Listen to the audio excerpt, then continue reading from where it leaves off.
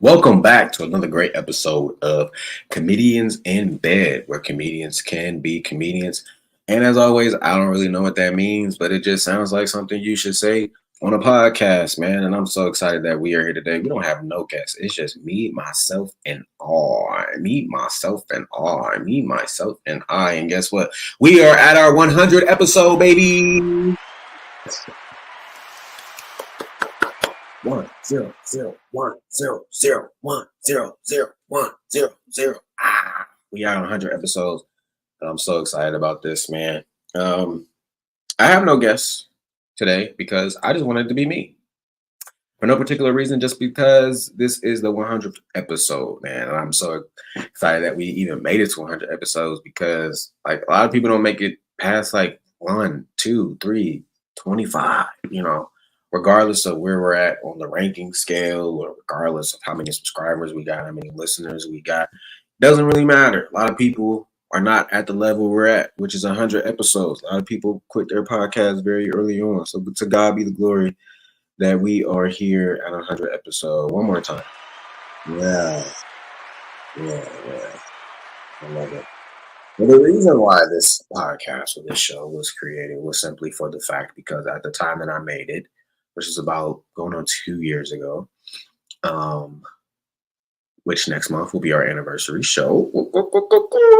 Um, to be honest with you, really, I made it because the scene that I was in, which is the Columbus, Ohio comedy scene, at the time it was a very toxic scene, and I contribute that to several individuals. But one individual who I believe was like just toxic, just was in the just everywhere. But that's neither here nor there. But when that person left the scene, she left the scene, and ever since then, it's just been different. It's been different. It's gotten better.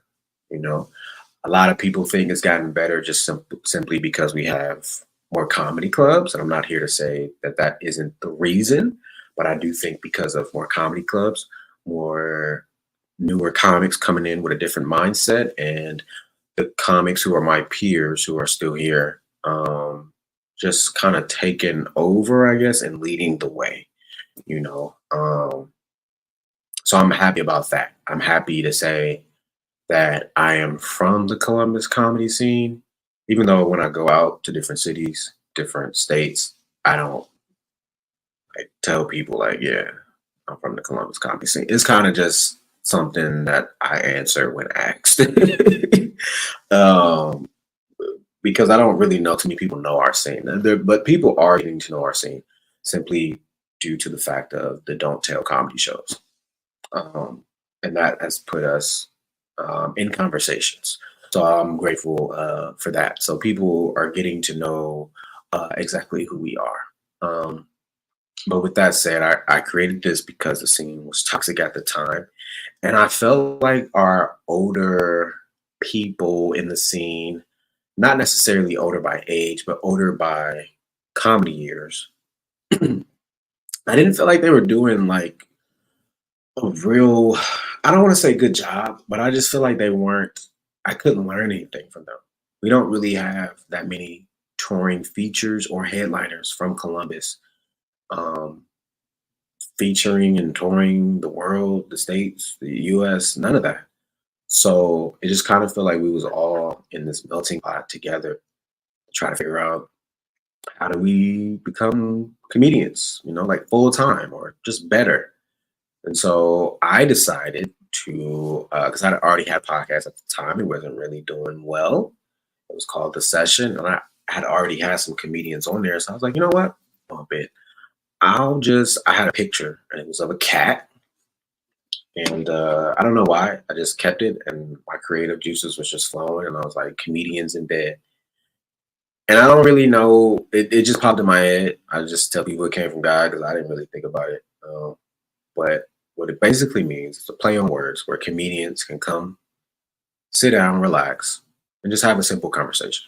Because if you're a comedian, you know that sometimes people always want you to be on, they always want you to be funny. And if you're not, they think something wrong with you. And it's like, well, off stage, even though I'm on stage, on or off, I'm still a human being, you know?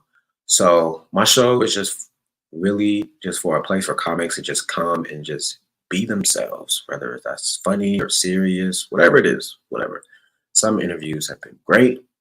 Some interviews I was like, oh, I don't know if I want to put that out. um, but what I will say is that the main objective for this podcast was for me to learn how to become a better comic. And instead of asking people, I mean, I asked people in the Columbus scene, but I was like, okay, let's take it further. So I just, I had already went out to LA that year that I started. So I was like, I know them. I still follow them. We converse online. I'm going to ask them to be on the podcast. I mean, we've had people who've been in movies with Tyra Banks. We've had Billy D. Washington, who is one of my favorites on, you know, Def Comedy Jam. We just had Kente Scott last week, who was in a movie with Denzel and was was in, the Parkers and all that type of stuff. And we have Damon Williams, who I would have never thought I would talk to Damon Williams before. Like, it wasn't face to face, but face to face, because like I grew up listening to him on the Tom Jordan show. Like, I never would have thought that starting this podcast, I would talk to the people that I talk to. They may not be big to you, but in my world, they're big to me. I look up to them as comedians, and I'm glad that they said yes. I'm glad that we got to have a conversation. And those interviews are not easy to get. Some interviews I get, and I just be like Mike Kaplan. Somebody was like, I see you had Mike Kaplan on there. And I was like, yeah. I was like, he reached out to me. Like, not me directly, but he did reach out and say, hey, I want to be in Ohio. Is there any podcast I can get on? And someone, Bridget, shout out to Bridget Mindy. She was on the show. She said, here, check him out. And he was persistent. And at first, I will not lie, Mike, if you see this, I was like, who is this guy and why is he bothering me? I didn't know how big he was. I ain't gonna lie. As soon as I found out, I was like, hell yeah, you could be on the podcast. Like, yeah, we're gonna have you on the podcast, right? But also getting interviews like, Billy D. Washington and Kente and Damon Williams. They were challenging, but not that challenging. Meaning, like, those are big time comedians who have more, whose schedule is not as flexible for this platform that they don't know about. Which is fine. I take nothing from that. But how I got those interviews was I was just persistent. And then sometimes I just kind of lucked up. Like, I had dang, what is her name? Sarah Talamash.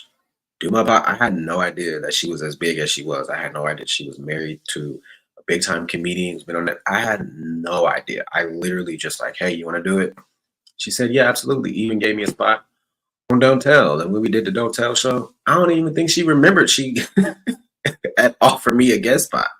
So it was crazy, but that's the beauty of Comedians in Bed. I've literally booked shows in Chicago and LA just from just reaching out to comedians and saying, hey, do you want to be on my podcast? And they say, yeah. Then I go to those cities, say, hey, you got any shows? You got any spots on your show? And they say, yeah, I can hook you up. Like Asma, who just got married. Shout out to Asma, who's on the show, The Ratchet Christian. She's doing great things. Her web series, season 2 is about to drop. She just got married, so congratulations is in order. Can we get a round of applause for Asma, please? Oh, and went to LA this year. She hooked me up with shows, so it's helped me get booked. And I often look back and be like, why aren't you taking notes when you are talking to these people? And it's weird because when I did the show with Sarah Talamash, one of the things that she said that stuck out with me was to bomb with grace. Don't blame the audience, don't go up there, cuss everybody out. What's wrong with you? Blah, blah, blah. Bomb with grace. I never wrote that suggestion, that piece of advice down.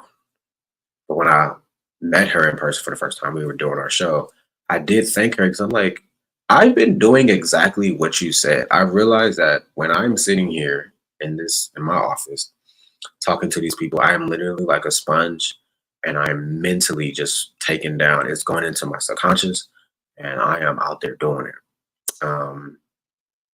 And I'm hoping that you guys are taking this information and going forth and prospering too. I hope you guys are reaching out to these comedians saying, "Hey, I saw you on Comedians a Bit. It was a great episode. I'm actually going to be in Chicago next week. What rooms is good? Do you know any spots? Do you have any guest spots for shows that you throw? Excuse me. That's the goal. I'm not telling anybody to do that, but that's what I would do if I, excuse me, if I, seen that, if someone in my seed had a podcast and was getting some big name people on there.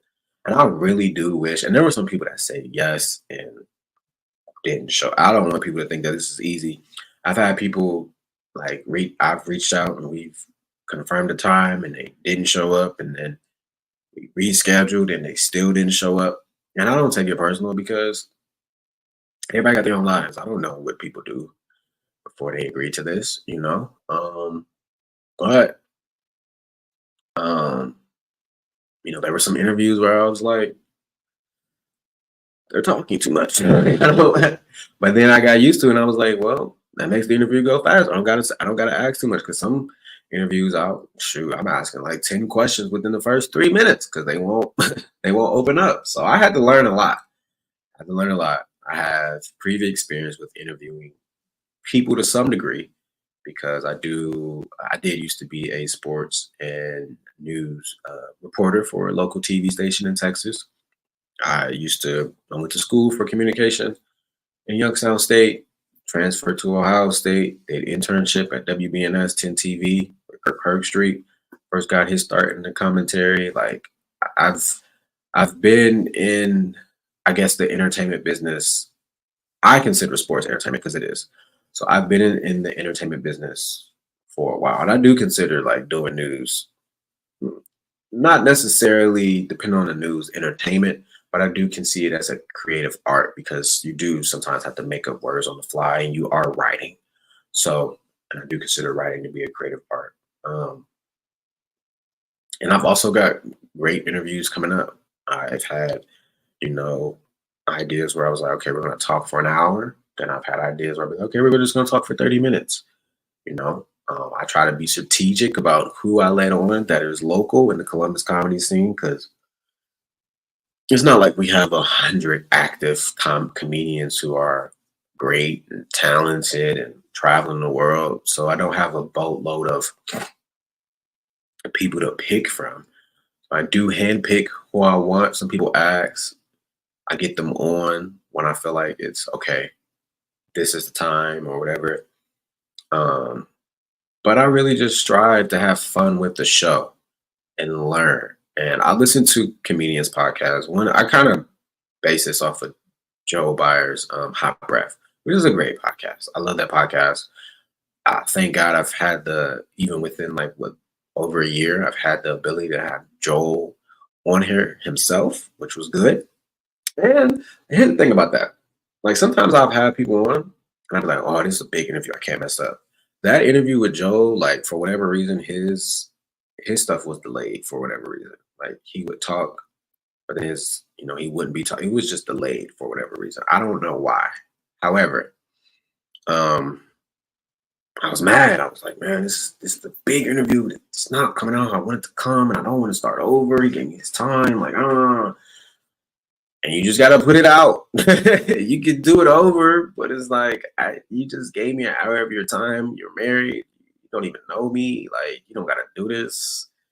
This podcast ain't the biggest in the world yet. So I don't, and then I've met some people who I didn't know how connected they were. We had a comedian on here named Katrina. She's from Detroit, out in LA. She actually took David Arnold's class, and this was around the time that David Arnold had passed. I didn't know that, and we had an organic conversation about it. And she's a sweet person, and come to find out that she, works for Kevin on Stage. I had no idea until I learned that Listen, everybody be like, how you get that person? You really want to know how I book these people? I'm gonna tell you the secret about how I book these people. Bing bang. Literally, all I do is go on Instagram, look for a comedian's page who look like they're successful. You don't even gotta have a number and like 10K followers. You could have 7,000. Like, it don't matter to me. If you look like you're moving and grooving, I'm gonna ask you. I don't even know you. I don't even know what you do. I don't know what you're talking about. You just look like you're successful on social media. That's it. That's it. Some of these people I do know. Some of these people I don't know. Like, a guy that got me, I don't want to say he got me into the game, but he pointed me in the right direction. Was John Bruton, Ali Sadiq's opener. I don't think I knew at the time. No, I did know at the time that he was the opener. I didn't know how he got there. I didn't even know that he remembered me. You know, when I first came up to him, I was like, hey, I need a mentor. I'm about to start doing comedy. I don't know how to do this. You know, blah, blah, blah, D. You know, so sometimes, man, you just never know like who you talking to, and just coming on here and just for me learning and giving you guys opportunity to learn as well. And a lot of people coming to me and say that they like the podcast. A lot of people come to me and say they want to be on a podcast just in the city, not like I'm going to Vancouver and someone saying, hey, we want to, you know, be on a pod. You know, a lot of people are not saying those things. I just remembered I need to book a guest. I need to book a guest.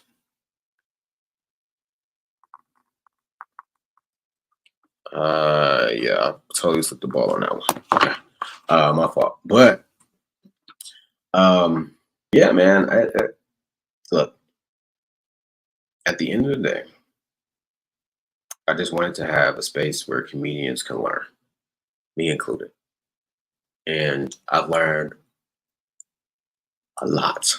I've learned a lot. And I'm grateful for it.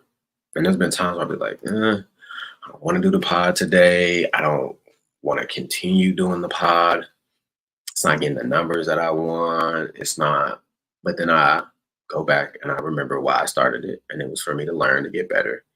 And I check and I say, have I got better and have I learned? And the answer is always yes. And so I continue to do it. I continue to do it. Some episodes, it'd be like 2 people listen. Some episodes, the person that's on don't share that they were on. I don't know how they.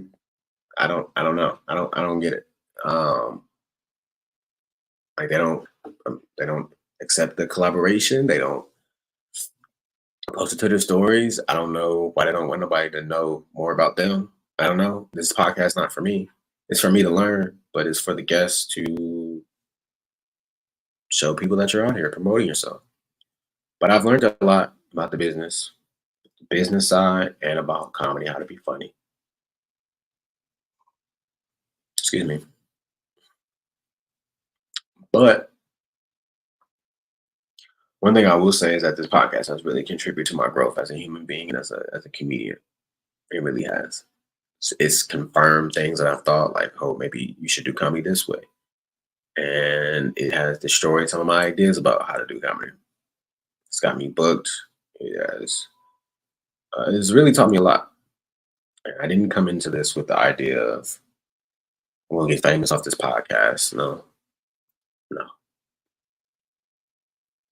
I didn't come up with this idea that as soon as I drop it, I'm gonna have 100 subscribers. No, no. It was just simply to learn and get better as a comedian. And I think this was what I was trying to say. People coming to me, they want to be on a pod. I can tell that some people just want to be on the pod.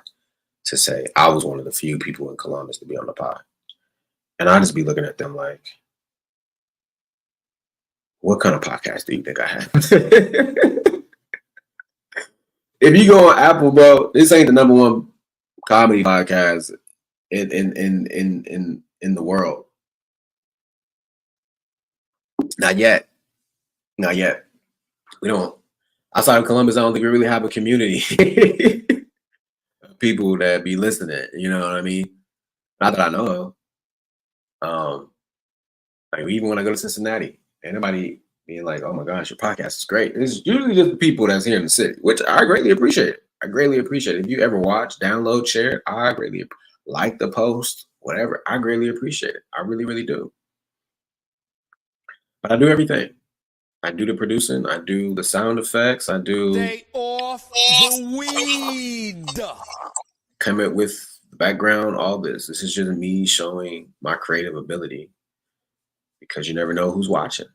I don't have a problem being a full-time podcast producer. I would stop my podcast just to help someone else with theirs. They pay me. They pay me. I would. This is just my resume. This is just me showing another form of what I can do. Now, granted, I have a past in this because I've interviewed people and stuff like that. And I do still consider myself to be a journalist. So this is just me doing what journalists do. Um, but I don't want, but this is all I'll book the guests. It's not me trying to take the credit. It's just trying to let you know how much work and effort goes into this. And I don't really feel like it's a lot of work and effort, but it's enough to make me tired. It's enough to make me set aside time of my day to make sure that the podcast is good and that everything is running up like how it's supposed to be. Um, but 100 episodes is crazy. Like we haven't even missed a week, and I really want to. But the reason why I don't miss a week is because I feel like if I miss a week, people gonna not listen anymore. People gonna unsubscribe. Like, and sometimes I'll be so far ahead. I already have like 15, 20 episodes. Excuse me, just like tucked away. Just tucked away, just ready to go. I don't got that now. I don't have it now. Um, but I like it. I like doing it like having it be released every week, and not missing a week. Now I can't say that for the coming weeks. I might miss a week here soon. Um, but I like it.